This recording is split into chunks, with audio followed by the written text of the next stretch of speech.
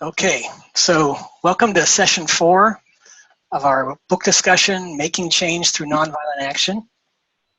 Thank you for joining us on this Wednesday evening. We're into session 4, and we're going to be talking about, let me show you the agenda. Well, housekeeping details, I keep forgetting about these. There's audio-only folks are welcome, and the session is being recorded, so you'll be on record. There's muting and unmuting, which we've been figuring out pretty well. I can unmute you all or mute you all, and then you can also do it yourself. There's a hand-raising feature if we get a good-sized group and you want to let me know you'd like to speak. That's the best way to do it. Lindsay, do you see hand-raising on your app? Do you know how to do that? I think if you touch the screen, it might pop up a list of options. I don't see that actually. Okay, because I think there's a way where when you hover over the main part, it brings up some... There's the chat, but that's different. Okay, but no hand raise. I don't see it, no. Okay, how about you, Pam? How do you do hand raising? If you hover over participants and click on participants, one of the things it'll do is pull up a screen, and then you can do hand raising. Oh, I see it. Good one. Thank you, Pam. Okay, so there's also the text chat, which I actually have open this week, so I can see the text chat. I was thinking that maybe somebody could keep an eye on that for me and call out stuff if there's something in the chat that I should be paying attention to and I'm not seeing it. Do I have any volunteers that would keep an eye on the chat? I'll do it. Okay, Jackie, thank you. All right, and then as usual, I'll make the slides available after. So here's the agenda. I'm thinking about applying nonviolent campaign concepts like we learned about in the Dandelion Insurrection to our world of conflict resolution practice. And we'll do an introductory go-round, and then we'll focus on nonviolence at the interpersonal level with the idea of nonviolent communication as being the kind of the key piece there. And then nonviolence at the community level, neighborhood engagement strategies. I had 2 short readings I emailed on Saturday. And then there's a third reading we talked about going beyond neutrality. It's a book summary of the book that we've read in our class on Beyond Neutrality by Bernie Mayer. And so thinking about this idea of how does nonviolence fit into the conflict resolution field, and some of your thoughts on that will be great. So that's where we're headed. I want to do introductions, and I'd like to do your name, your location, and your affiliation. I guess we know most of that from previous weeks, but I'd like to add the comment, one way I currently practice conflict resolution is. So one way that you're doing some conflict resolution things in your life. And it looks like we're going to go, Anitra, you're at the top of the list, so we'll go to you first. Can you hear me? Hear ya. Okay, perfect. All right, this is Anitra. One way I practice conflict resolution is through my chaplaincy program, and more so at my church as a pastor, facing lots of conflict and just trying to minimize the escalation of conflict and keeping members versus having them to storm out angry or hurt. So just trying to be a bridge builder and connect the dots to people so that they're not at odds. And where are you coming in from tonight? I am actually at a hospice facility because it's my day to visit some people, so I'm in the lobby there. Thank you. You've been in a different spot each week, I think. I know. I know. I'm trying my best here. Okay, so now, Jackie, you'd be next. Please check in. Jackie Lacey, at home in Southville, and in the graduate Mater program. One way I currently practice conflict resolution is probably in my own personal life. I tend to want to talk more, talking things out and trying to get down to a better understanding people that I'm associated with in the workplace, I just kind of automatically go in that mode when there's workplace issues. Thank you. Lindsay. Hi, I'm in downtown Detroit, and one way I currently practice conflict resolution is within my co-op. I'm the chairperson of the grounds committee, and so we have a group of about 12 multi-generational, I will say, people, and there's a lot of different things that they disagree on about how we should spend our money and what type of flowers we want to put at our entrance. Dandelions is not on your list, I'll bet. No. Dandelions are a big source of conflict because I kind of have a little bit of a green thumb, and I like more of a natural kind of look with perennials and things that grow back and are very kind of bee friendly. And a lot of other people think that they want to spray the chemicals all over and just have the little usual plants. So Yeah. So sometimes you have to take your neutral hat off and have an opinion in there. sometimes I do, yes. Usually doesn't get me very far though. Great, thanks. And Pam? I'm Pam Mielik, and I'm in Royal Oak right now. And affiliations, I know Bill from our Quaker meeting. And one way I currently practice conflict resolution is I help people see different perspectives that they might not see otherwise in a gentle and kind way. I help to expand their horizons. Thank you. And I'm Bill Waters, and I'm in Detroit, in Harper Woods at the edge of Detroit. And I'm affiliated with our master's program in dispute resolution as the director of the program. And one of the ways that I practice conflict resolution currently is I'm involved in training material development. I've developed learning modules online and websites, and so I've been trying to share information. I think I should have been a librarian in an earlier life. That would have made me happy. So thank you all for checking in.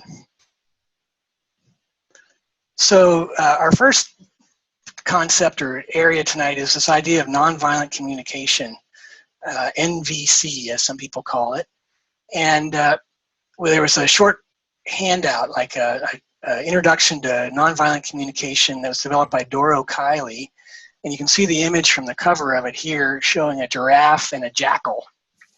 And it's all based on the work of Marshall Rosenberg. You can see the second edition of his book, the cover is there, Nonviolent Communication, A Language of Life. And this book has been very popular because I guess has a lot of application. So you can see on the cover more than 1 million copies sold. And I guess the theme would be a language of consideration rather than domination. And how many of you are familiar with nonviolent communication? Have you heard of the concept? Is it something that you've come across? No, I haven't. You haven't? Not until this reading. Okay. How about you, Pam?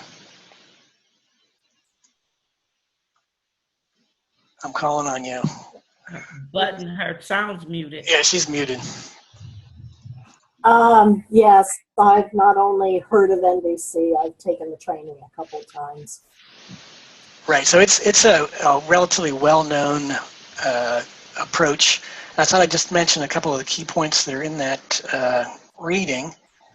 I guess the main thing we look at in the nonviolent communication model, we read Robert Bolton in our class, which has a lot of these same ideas, I think, but the nonviolent communication model has a more specific kind of methodology.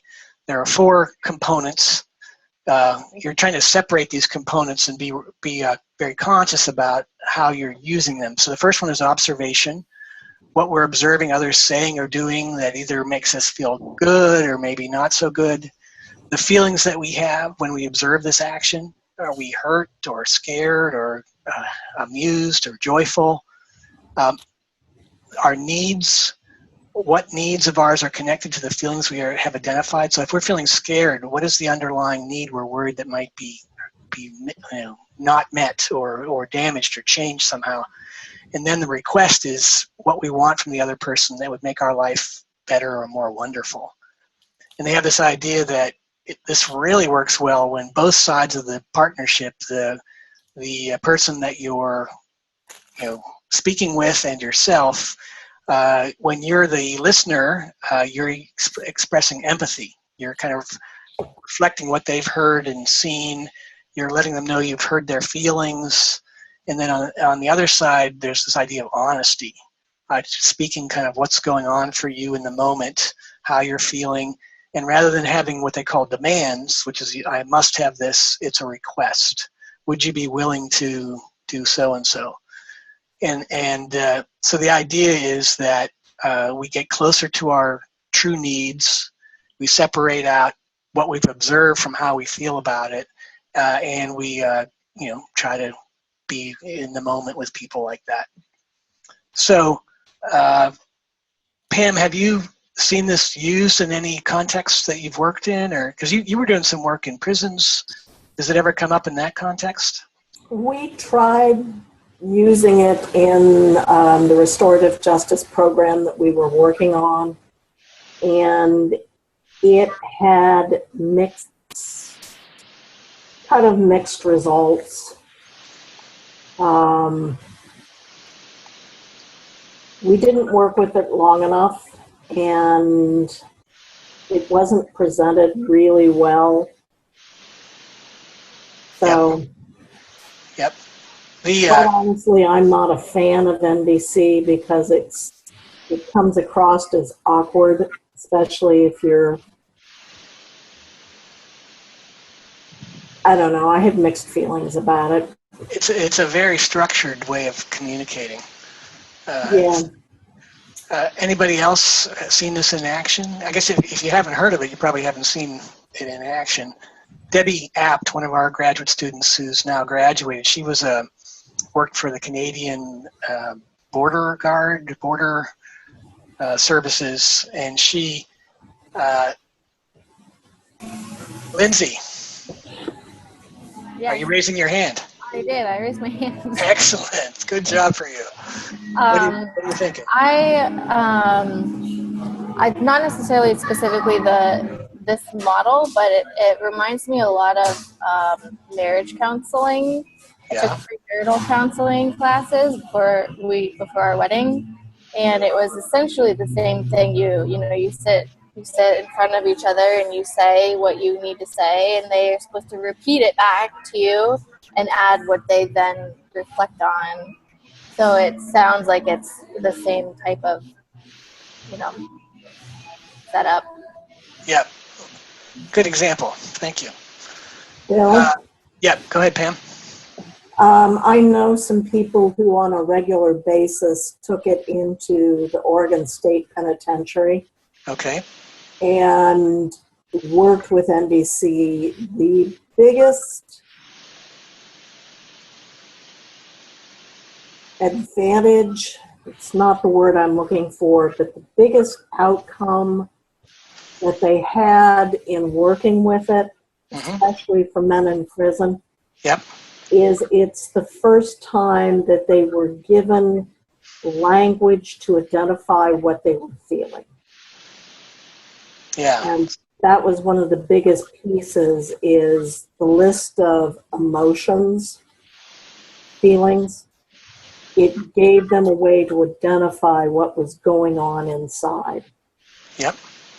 Well, I know, Pam, you gave a workshop for us, must have been a year and a half ago now, on, you used the phrase unlearning the language of violence. So you were saying that it's all, communicating in a nonviolent way is very important, but it's also, there's a detoxification, there's getting rid of stuff, as well as kind of using precision like this. And it's also about becoming more aware of violent language that we have in our lives, because so much of what we say is very automatic, very subconscious. Is it jackal language? Yes.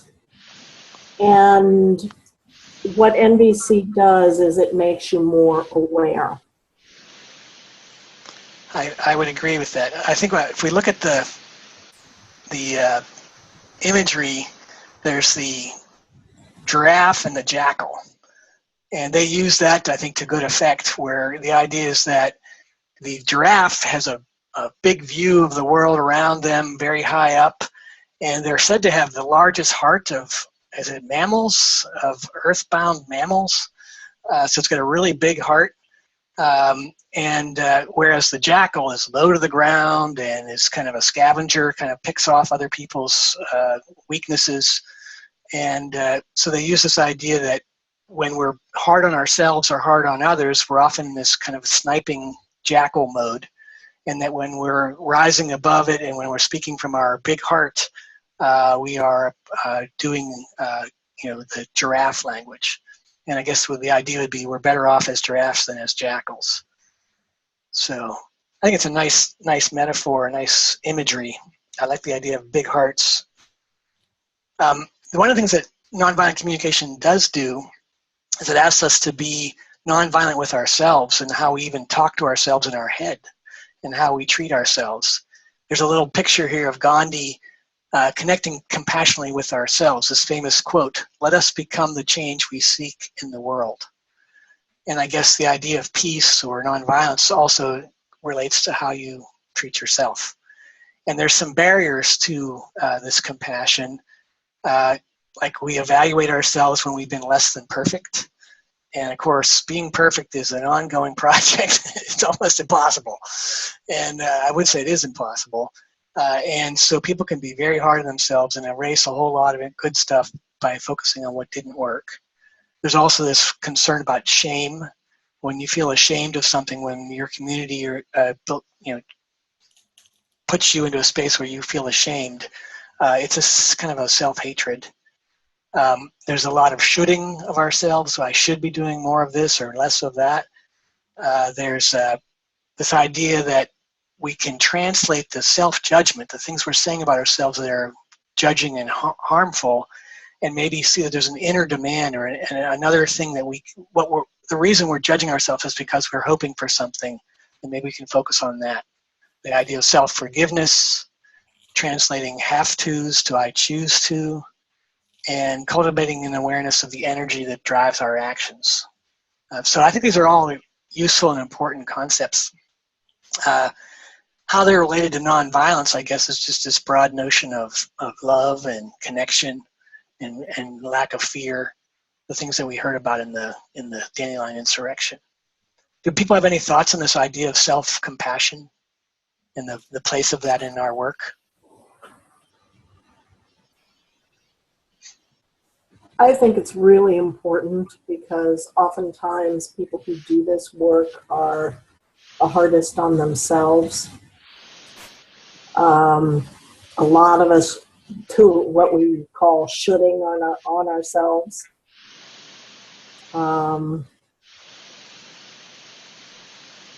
And shame has always been a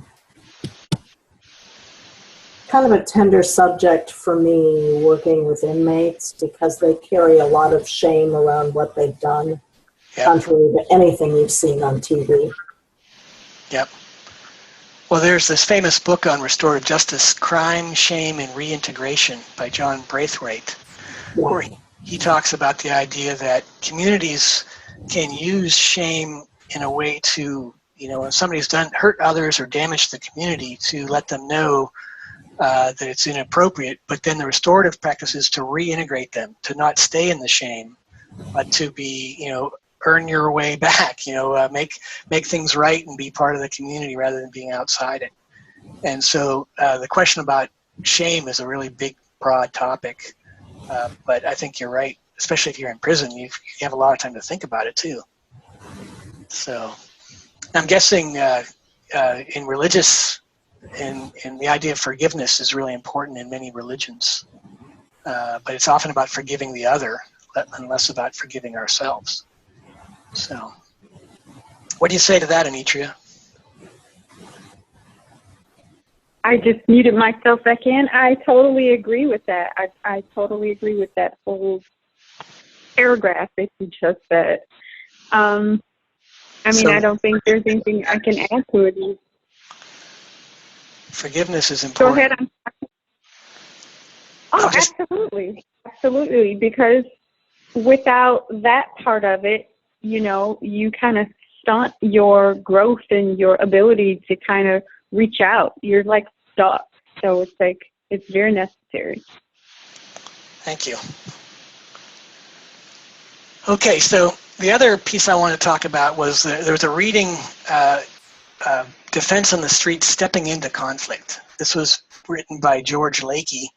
George is a Quaker. He was very involved in training for change as a group, a lot of training in nonviolent action. He's very involved most recently in the mountaintop removal resistance in like the coal mining countries and in West Virginia.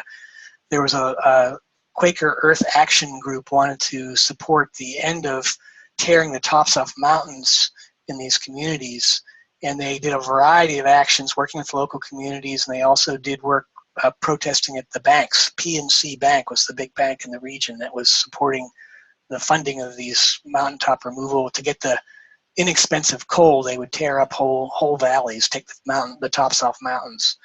And so he's getting well up in years now, and but the piece that we read talks about, if you remember, he hears a sound outside on the street in Philadelphia, in a rough part of town, I guess, and it's a young woman and a young man having an argument, and it sounds like the woman is wanting the man to stop and lay off, and he's angry with her, and they're having a dispute. Does anybody remember what happened in that story, and this idea of stepping into the conflict, moving toward it rather than away? Yeah, it was actually interesting, and I also liked his approach. I thought he did it in a safe way, and I liked the part where it talks about the power in numbers. Just first starting off, he just kind of made himself or made the couple aware that he was watching. Yeah, I'm watching. I'm still watching. Yep, you guessed it. I'm still watching. And so that was kind of comical, but nice, very nice approach to kind of, get others involved and just stepping into it without actually being involved. Other thoughts or reactions to the story? I was kind of confused by what actually happened then. Okay. He said that after him and his neighbors were out watching the fight, that a group of people just walked by and picked up the woman and they just walked away. Right? Yeah, I got the impression that there was an elderly or older woman who decided to help the woman exit the situation by escorting her away. Right. Because the guy hitting her was just stopped, right? He was kind of frozen. Yeah. Okay. She had great dignity and kind of presence, and she just kind of assumed he wasn't going to hit the old lady, and walked right into it. But it was like the end of the cycle, I think. There was other things that happened first. People were on the porches, and there was other things that were happening. Right. Jackie, you had your hand up. What were you thinking? Oh, I was toward the it was the first page when it says the trouble is if I don't have someone else's back, it becomes less likely that they'll have mine when I'm in trouble. So it's important that we have each other's back, and if you want support sometimes. And I never really looked at, if you think about conflict, you want to run away from it, violence. On the street, you wouldn't want to run away from it. You wouldn't want to get involved. Yeah. For fear. I guess the Bill Urey and the third side would say it's better if we move toward it, but with compassion. Mm-hmm. It's a little counterintuitive in some ways. Right. So another example that Lakey tells from that same city is that in the in the neighborhoods in Philadelphia, there was a problem with crack houses developing in abandoned, blighted houses. And there were neighborhoods where the people who'd lived there for a long time were feeling they were losing control of their neighborhood, as there were people on the corner selling drugs, and there was a variety of different things going on. So there's a couple of different stories. One is the similar to the story about the fight on the street. George tells a story of they realized that there was power in numbers. They were having community meetings at somebody's living room and talking about how dangerous and how sad and how bad things were. And somebody said, well, maybe we could, work together somehow. Maybe we could do something. So they started doing, like, turning on their back porch lights and putting timers on lights. And they started to leave front porch lights on. And then they came upon this idea of walking together in the neighborhood, going for strolls in the evening and having a conversation with their neighbor, just taking a loop around the block. And then they came up with this idea of air horns, these things that they use, like, I don't know if they still allow them at hockey games, where you can blow that little horn and really loud. And everybody in the block got an air horn and put it by their front door. And then if they came outside and they saw something that was like a person on the corner doing the wrong thing, they would pull out their horn and blow the horn. Other neighbors would hear and grab their air horn and blow their horn, and they'd come out to their window or to their door. And most of the time the problem went away. And so they started to use this kind of collective honking as a tool for their neighborhood. So that was a pretty interesting story. The other one was with the crack houses and things. A number of ladies in the community said, we have to defend our neighborhood. We can't just let it go. We can't, policing, we don't like the way the police are, like, Mayor Rizzo in Philadelphia is not somebody who's soft on crime. He's actually, he's making things worse because there's these terrible relations between the police and the community. And so, but we have to do something. So what they started doing is they went to certain street corners that were at risk of becoming a dealer's location, and they would take brooms and they would sweep it and clean it up and hang around on it for a while. And then they started to move into, like, street corners nearer to where the drug dealers were, and they started to spruce it up and put a little thing in the flower box and act like they belonged there. And they never took weapons with them, but they always then they started to bring more people, and they'd have a few folks would have a conversation and hang out in the corner, and they began to kind of occupy parts of the neighborhood, and it became less hidden and less dark and less of a place to do illegal business. And then the men started to feel left out. They said, well, all these women are into things, and we should do something too. And so they said, well, good, you can come with us, and we'll go and we'll march down to the crack house down the block, and you guys can bust the door down, and then we'll go in. And so it's a really interesting story of this kind of this campaign to protect their neighborhood and to win back the safe spaces that they'd been losing, but not with guns and police, but more with cooperation. So I'm wondering what people think about these approaches. Do you think that they have application? Go ahead, Lindsay. I've actually done some of this myself in Columbus, Ohio. Oh, you did? Okay. Yeah, I was managing a community garden in a neighborhood that had several crack houses in it.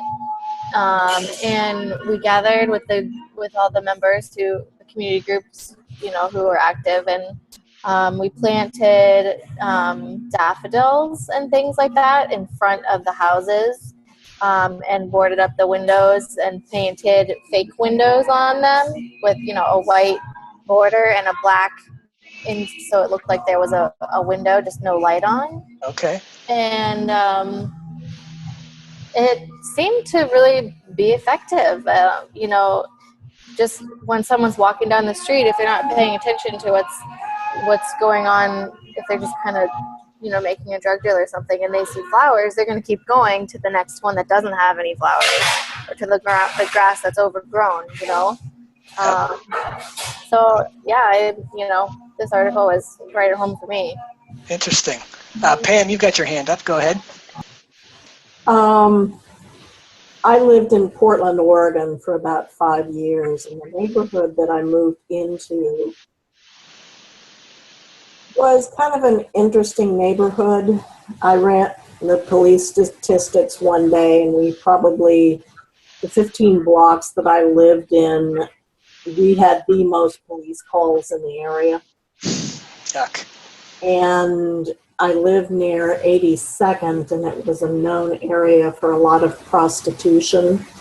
We had a crack house in the neighborhood. We had a single resident occupancy, which was a place where a lot of men who came out of prison would move into, and then they'd bring in the drugs and bring in prostitutes, and it was really an interesting area some days. Yeah, in Portland. Yeah, and of course, compared to places like Chicago and Detroit, it was probably pretty tame. But that's just Portland. I think many cities got hit by this crack epidemic. I can't even say it. Yeah, ours was crack and meth. Okay. But what started happening, the neighborhood started to gentrify, and that's Chicago speak for it going up.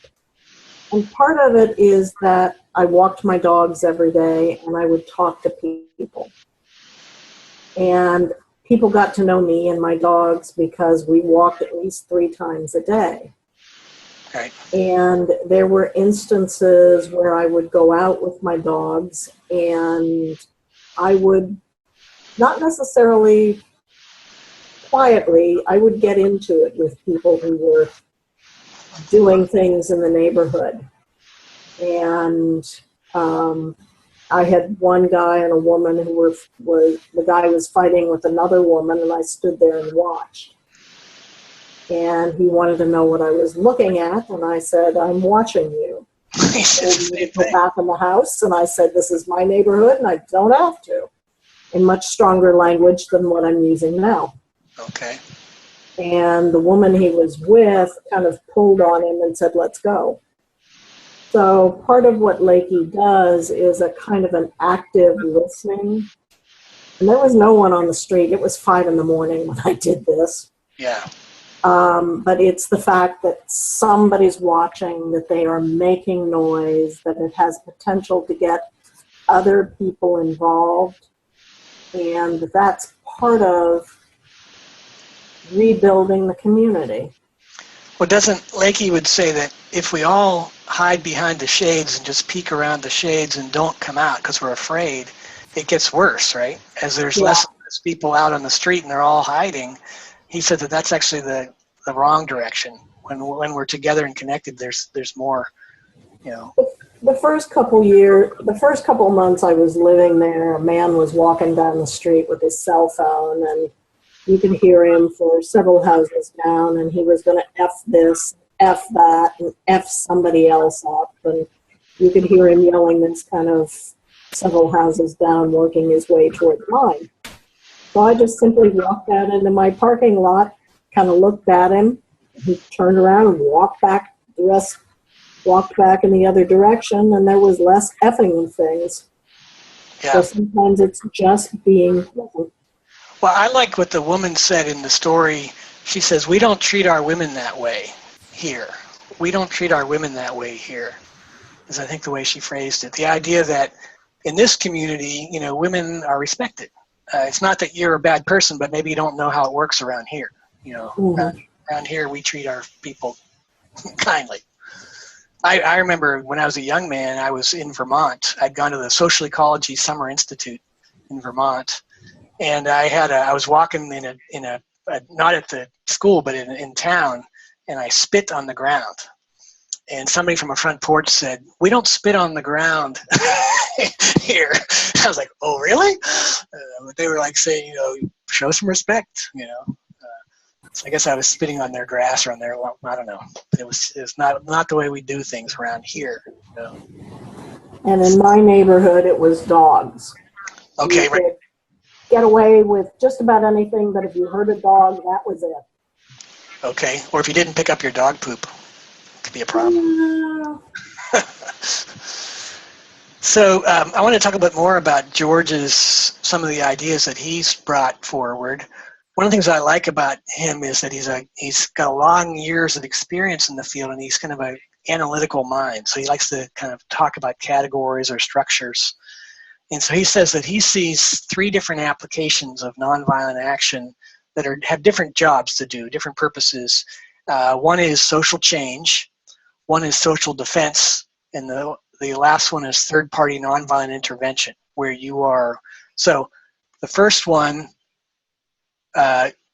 social change, you have some reform goals in mind. You want to push for the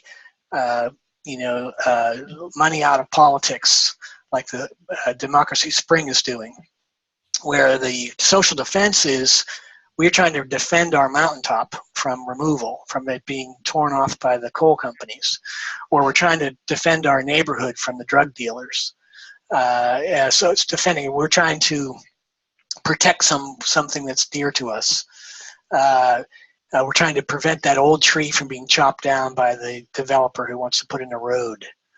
And then the last one, third-party nonviolent intervention, this one has more to do with some other groups are in conflict, and you're trying to provide a presence or a way of helping them to not hurt each other, to do the conflict in a way where we're not going to shut down the conflict. We're not going to say don't fight, but we're going to say do it nonviolently. Don't hurt each other while you're having the fight. So it's different than mediation, for instance, which says we're trying to temper down or quiet down the conflict, whereas third-party nonviolent intervention would say it's okay to have struggle, but we want it to be safe. So social change goal, seeking a change in policies or conditions. Examples of social defense, environmental or neighborhood defense, as I mentioned. And then they talk about different forms of third-party nonviolent intervention. Accompaniment is where, say, there's a person who's a human rights activist, somebody will become their buddy or their partner and will follow them around, spend time with them, and be accompany them in their daily life. And there'll be maybe an international observer where they come from Amnesty or they come from some group, Peacekeepers International. And the idea is that when the external press and the external world is watching, people are less likely to be hurt or disappeared. And then there's interpositioning, where you would put your group between 2 groups that are having struggles. So you might, like the UN does that with these kind of nonviolent zones, but other groups do it as well, where you might have protesters on one side and on the other side, and then the peace team with their T-shirts in the middle, interpositioning between the 2 groups that are having the disagreement. The social change activism for nonviolence can really involve things like revolution, like the Dandelion Insurrection, but more modest reforms are much more common. So many of different ways. It's not always just getting rid of a dictator, but there's lots of other ways that people use nonviolence. In the social defense area, a more extreme or bigger view of it is the civilian-based defense models, where there are some countries, I think it's Norway, and maybe Scandinavia, where people have been trained to, if the Germans, like in World War II, invade the country, here's what we're going to do to not make ourselves governable. We're going to be training how we can resist the invasion. So it has to, it won't work. And so Costa Rica has no army, and the idea is that if people don't cooperate in all the ways that we saw in the Dandelion Insurrection, it's really hard to be a successful occupying force. The alternative is the IEDs and bombs and all the things we see, like in Iraq, when people didn't want the United States to stay there as an occupying force. That's a pretty grim alternative. But civilian-based defense says maybe we could spend less on budgets, but we have to train people to resist unjust authority or unjust, occupiers, which is probably why it's not used very much, because the people in authority don't want to teach everybody how to disagree.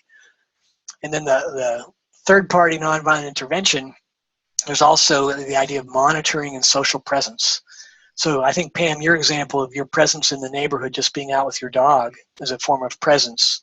But there are other ways where you can kind of just witness the goodness in people, or be there and remind them of other alternatives, or you can actually do monitoring, and you can watch and check on things and make sure that people are living up to their agreements.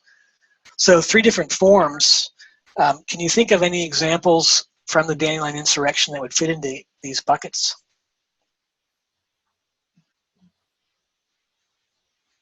I mean, it's pretty theoretical, but I'm wondering if you can help me. Either social change or social defense or third-party intervention.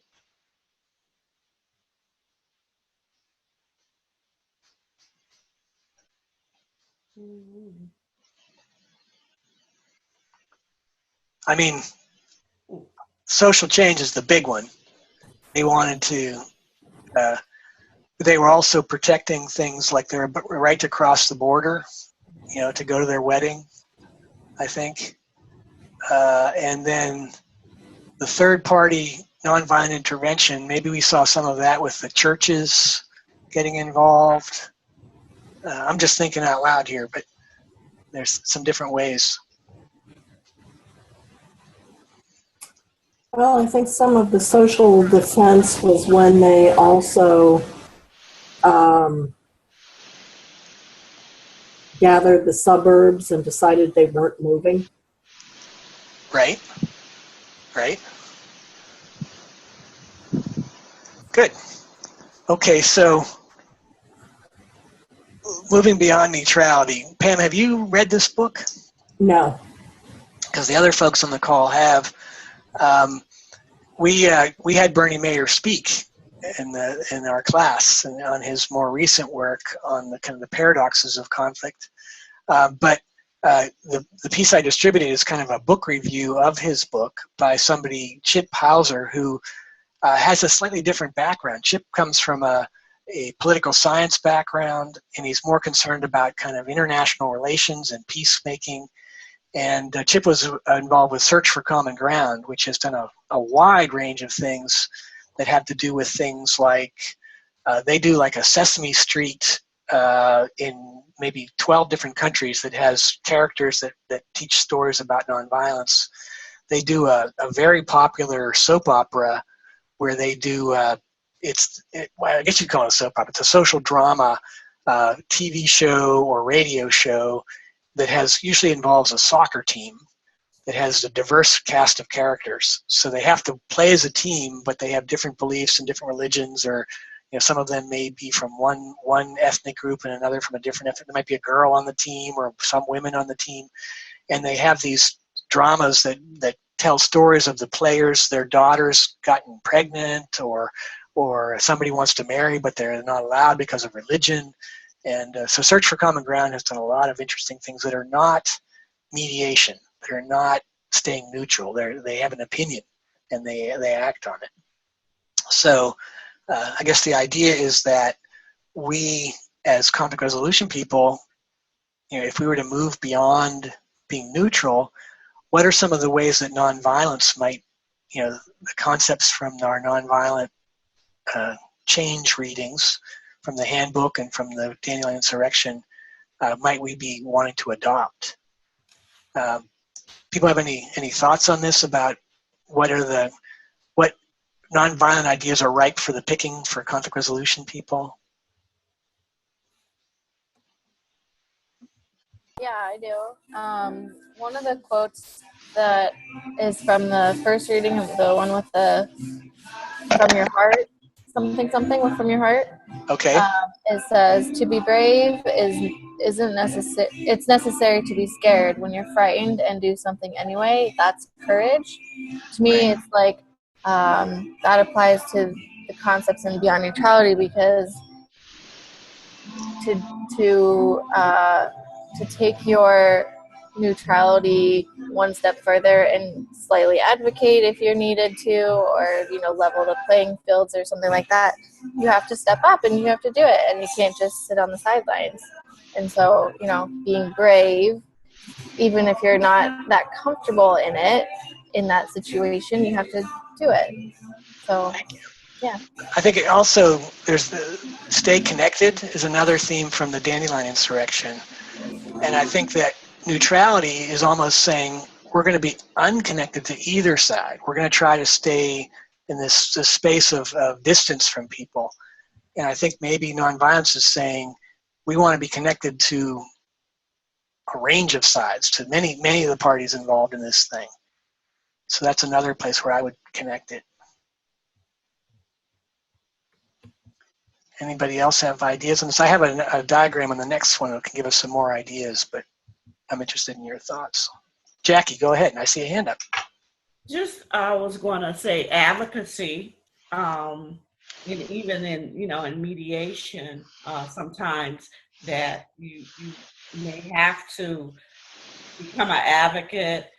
And so it's a thin line, whether you're being neutral or not. But like, say, I think there was an example about if you're in a divorce and there's some kind of abuse or something at one point, you can't not sit around and, not saying you have to advocate for the party. So neutrality may actually be hard to actually do in practice. Right, in practice sometimes it's hard to be neutral is what Mayor, is writing about. So I guess there's maybe this combination of the idea of Pam approaching the person on the street. She better be skillful in that approach or she might be hurt, right? Right. And staying safe. There's a lot of conflict resolution ideas related to, non-threatening language and empathy and listening that can help bring the energy down from escalation as opposed to drive it up. Instead of saying, hey, asshole, back off, which might drive it up, there might be something else that you could say that would change that. So it seems like if you're going to be brave, maybe you want to bring your conflict resolution toolkit with you so that you can, make sure people feel like their interests matter. They're connected to the solution somehow. I remember in the Men Against Rape group I was part of in Santa Cruz, we practiced interventions.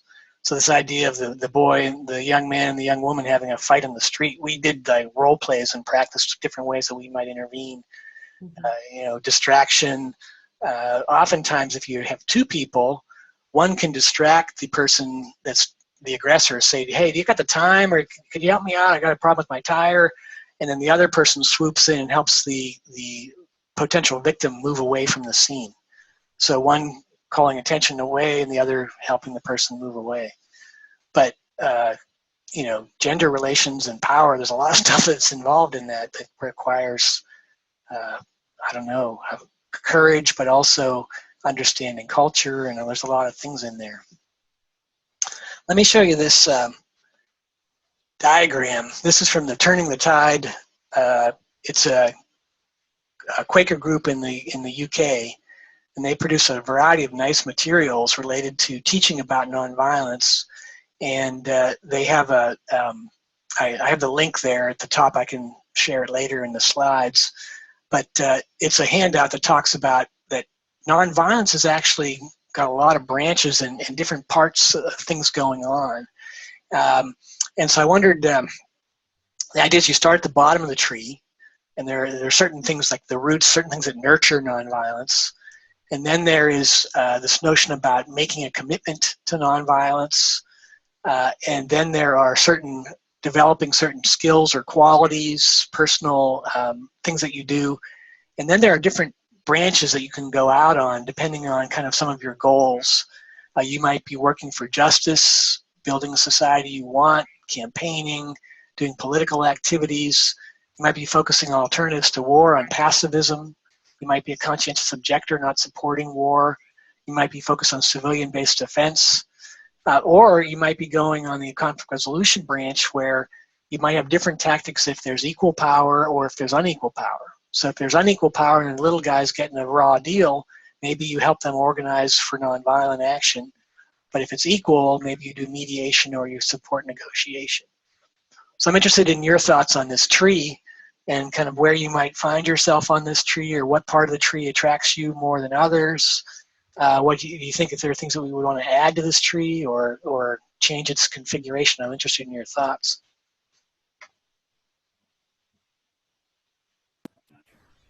For me, before I started my Mater program, I definitely was on the branch on the left, working for justice and building the society we want at the very top, right? And now that I've taken all these classes and I'm skilled in negotiations, I'm definitely right there at the top on the right hand too.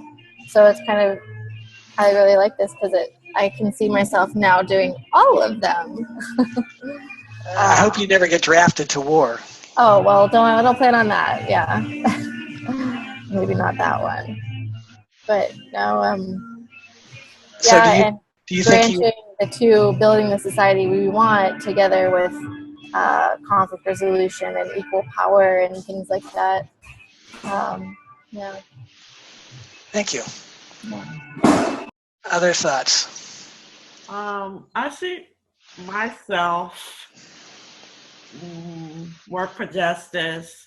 I grew up around a lot of civil rights activists, and I'm still somewhat involved with the NAACP. I heard they opened a branch in Harper Woods and Grosse Pointe. Really? And half of the members are white. You know what? I think I did see. I hear that. Yes. And I heard Harper Woods. I said, "Ooh, I didn't even know about that." right. And campaigning, and somewhere between mediation and negotiation. More mediation. So you're working over at the Harper Woods 32A now. Here, right. Yep, that's a pretty controlled form of mediation, but it is directly intervening between two parties in a conflict. So it has some of that nonviolent positioning stuff that Blakey talks about. Right. And also, I wanted to add when we were talking that even in that setting, you still have a component where you might need to be sort of an advocate, or trying to explain to the party that doesn't have the most power, and Yep. say a landlord tenant, and maybe explaining the process so that they can be better equipped to negotiate. Okay, so there's some affirmation of their ability, helping them be assertive or learn their rights. Right. Maybe some of that. Right. How about you, Pam? Well, I keep looking at the tree to see what calls to me, and of course building the society we want and work for justice is definitely what really makes me passionate. But and being a Quaker, I'm supposed to be pacifist, but I'm not. Okay. Which brings up some interesting issues. I have never and never want to be involved in politics or campaigning. Okay. And what is really interesting is I look at the tree, and it's not the branches, it's the roots that call to me. And also it's the very top of the trees. The harmony, justice, and reconciliation. Yeah. And it's not necessarily in anything that's on the branches, Okay. but it's the roots and the very tops of the trees that call to me. So the question would be, can this tree survive without love or God or truth? I think the Dandelion Insurrection people would say, without love, you're in trouble. And I would not say love. What I would say is compassion. Compassion. Okay. Why do you say that? Because love is a word that's been very badly co-opted in this society. And I grew up in the 60s, and all the hippies came out, and it was love and everything, and we're still not living it. And, so the summer of love has come and gone.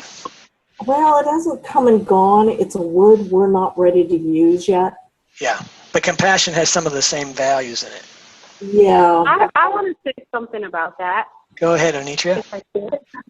In terms of, I definitely agree with without love that it's impossible for things to kind of grow, because love is not just something that you feel for other people. There's a certain amount of self-love, just like self-dignity and self-pride and respect that you have to have in order to function. And so, or to even have compassion. If you don't love you, how can you be compassionate about somebody else's situation? You know what I mean?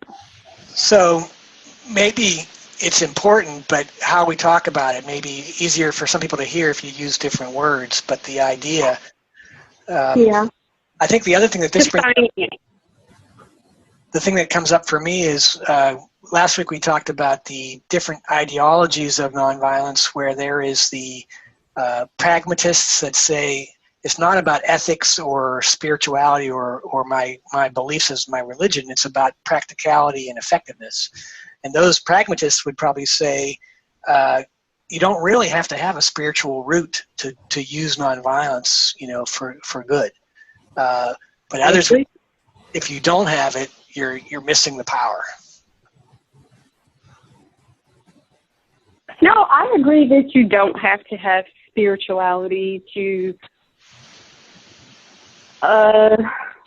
function or flow in a nonviolent type of manner, or to have that mindset even. I don't think that spirituality is at the root of that. It's optional. It may add or enhance that, but it's not necessary. That's just my opinion. Yeah. I think some of the most potent movements for change have had the spiritual connection, some kind of a inner, I don't know, it's a source of strength or a source of nurture when times are hard. I see that on the trunk of the tree, there's a number of things. Commitment to nonviolence is the biggest one.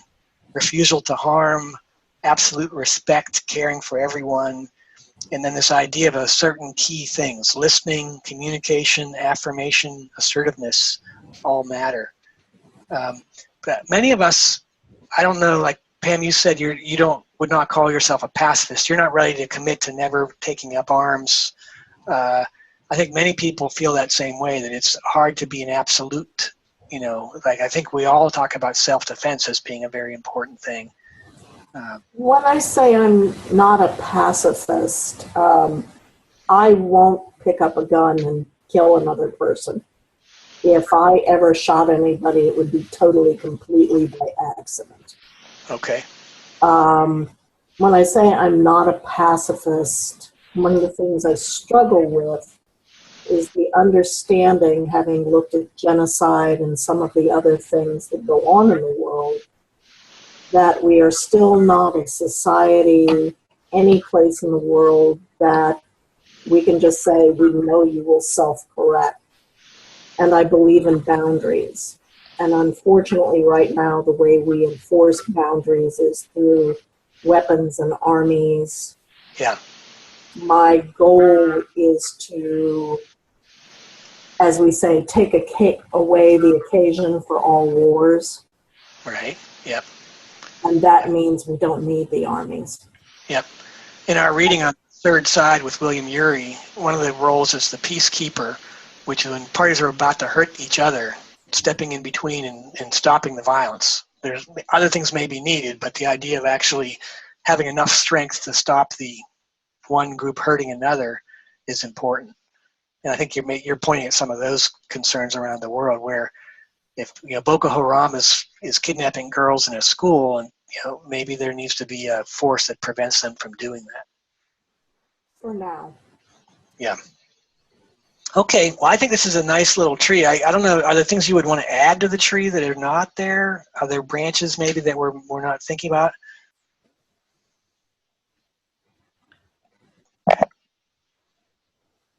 I don't see anything, it talks about this building the society we want, but I don't see a whole lot about building community. So part of the society you want is a community connections. Yeah.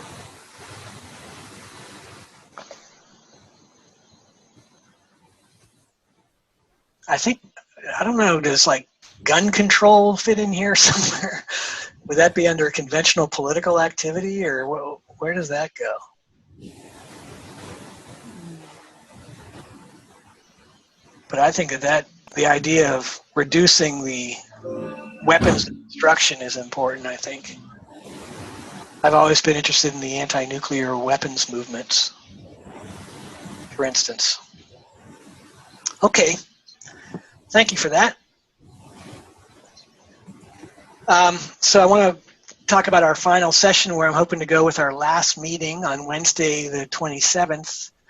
We'll be able to catch our breath from Saturday to Wednesday. It was a short time, but now we'll be into our last meeting. Maybe last, maybe we'll continue this in different ways.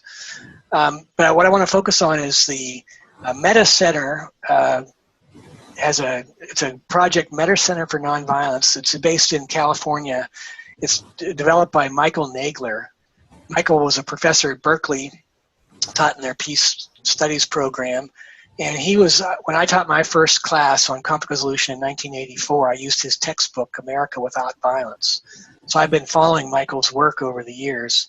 And what he's developed most recently is this idea of a roadmap for an unstoppable movement for peace and nonviolence. And so we'll talk about that roadmap, his ideas there. And I want to think about applications in the Detroit area and think about ways that there may be things that we know are happening that we want to share with others, things that we would like to see happening that we might help stir. And then I also want to talk with folks about some possibilities. I have a few books in mind as possible future reading groups. I bought a license for this Zoom platform, so I have we can have up to 50 people on here for meetings of topics that we want to talk about. So I want to think about where we might go. So if you have any books that you're fond of, I have a couple novels I'm going to tell you about, but maybe there are other books that also speak to you. So between now and then, if you come across ones or have ideas, I'd love to hear about them. You can just bring them to the call and we can talk about them then. So the two pieces I'm going to share in terms of readings, one is actually an online Prezi. If you're familiar, Lindsay's our Prezi expert. She used Prezi for her presentation, and it's one of these where they recorded audio with it. So as you play it, you'll hear a person narrating the story. And so it talks about this roadmap for nonviolence. And then the other piece is there's a newsletter that the Meta Center put out back in 2014 that was all focused on this roadmap idea. They were just releasing it. If you get into it, I don't expect you to read every story in the newsletter, but you'll see that there's a short piece by Rivera Sun back in 2014 when she's talking about a section of her book. There's a little excerpt from her book. So that's where we're going. I'm going to send the links out by email, and I hope that you'll come back. I'm enjoying myself in your company, and I hope that we can continue to think together about these important topics. I'd like to do our closeout go-round. I'm asking for your thoughts on an area where conflict resolution ideas and nonviolent concepts overlap most for me is. And maybe that's a little bit too much of a mouthful. An area where conflict resolution ideas and nonviolence concepts overlap most for me is. And I have this idea that there's some place where both of these worlds overlap, where you might see yourself working or being involved in the future. Any volunteers to get us going? Well, why don't we start at the top with Anitri and we'll go down the list. I knew you were going to say that. I need to kind of think about that for a second. Okay, how about if I come back to you? Okay. We have a picture on the screen here of two circles. One says conflict resolution, the other says nonviolent action, and there's a little overlap, so Venn diagram. So how about you, Jackie? Can you find anything? First thing, I don't know if I'm on the right page, but I'm thinking peacekeeping. Peacekeeping, okay. Can you think about examples where that might be used? An example where it could be used. So it has conflict resolution skills and it has nonviolent action. But for you, is there any place in your life where peacekeeping is a thing? Relationships, huh? Okay, all right. But maybe union management Oh, involved. Yeah. okay, all right. Because unions are good at nonviolent action in many ways, aren't they? Right, right, They've built on that. right, Strikes is a nonviolent right, form of right, change. right. Some informational picketing, things like that. Yeah, that's a good one. I like that. Thank you. Lindsay, can you find any overlaps where you might have a connection? Hello? Hello, I think oh, you can't hear me? I can't hear you. Okay. Yes, I do. In Southwest Detroit, there are a lot of gangs, and it's an area that I worked in before I had my baby, and I do hope to return to Southwest Detroit and doing some community building there. There's with the gangs, there's one specific organization that's called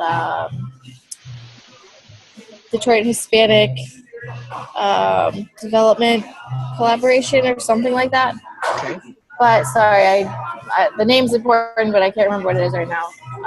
But they work with youth in the gangs, and they do a lot of like tattoo removals and trainings and like English lessons and activities to keep them off the streets. And part of what they're doing also is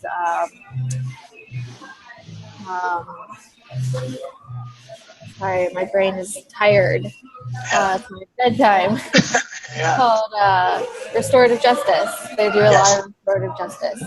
And so the nonviolent teachings are part of that, and keeping them out of the gangs and avoiding conflict to begin with. Out of the jails too. Out of the jails, exactly. And teaching them to not do it again because they don't want to have to do what they don't have to do their consequences again, Right. But yeah. Okay. Thank you. Yep. How about you, Pam? Restorative justice is one of the places where this intersects for me. Sure. Can you say any more about? You've been explicit in this in some settings where you've done some training in conflict resolution skills in the context of restorative justice.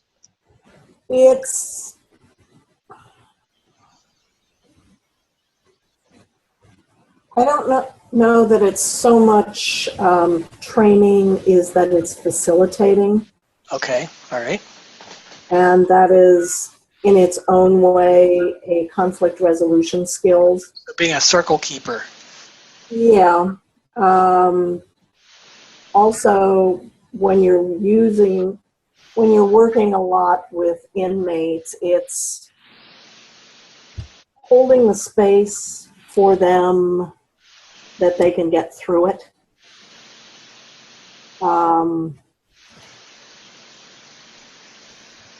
Yeah. Good. I'll go. For me, I got very involved in the pro-feminist, anti-sexist men's movement. And I was very involved. You may know I did my dissertation on men who'd been violent toward their partners and now are being pushed to change their behavior. And so I was very interested in this overlap of how do we have meaningful relationships when we've used violence to get what we wanted, use power to get what we wanted, and now the power's been taken away, and we have to use connection or compassion or cooperation rather than control and power. And so I've been very interested in this men who are organizing for change, which is kind of unusual to get the oppressor group, if you will, to be the one organizing against itself, saying we need to be better people. Oftentimes it's the group that wants to change that's organizing. We were trying to organize within the men's communities. And so it took a lot of conflict resolution and also some courage. And I remember handing out flyers that's outside of bars. It would be a quiz, am I a rapist? And we had to talk to guys about it. I remember having a big collection of sexist album art that we would take to alternative high schools and talk with young men about. I got involved in the domestic violence prevention project in high schools, where we did a male and female team would go into health classes, and we would do these presentations. We had a 3-day curriculum that we did, where we were, we would role play calling a shelter hotline. We would role play, a variety of different things. So I think that there's a lot of space between conflict resolution and nonviolent action where they overlap, where you're pushing for something change, but you're also trying to convey the skills that you need to get to where you want to go.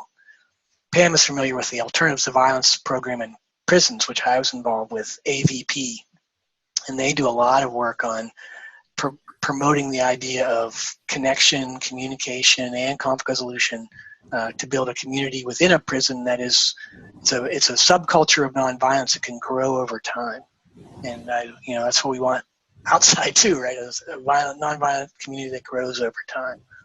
So, any other closing thoughts before we call it a night? I know, Lindsay, you got to get home and get some sleep, and you have to pay your babysitter first, probably. No, tonight is just my husband. Okay, all right. Okay, folks. Well, I guess I'm gonna stop this sharing of the slides and then turn off the recording.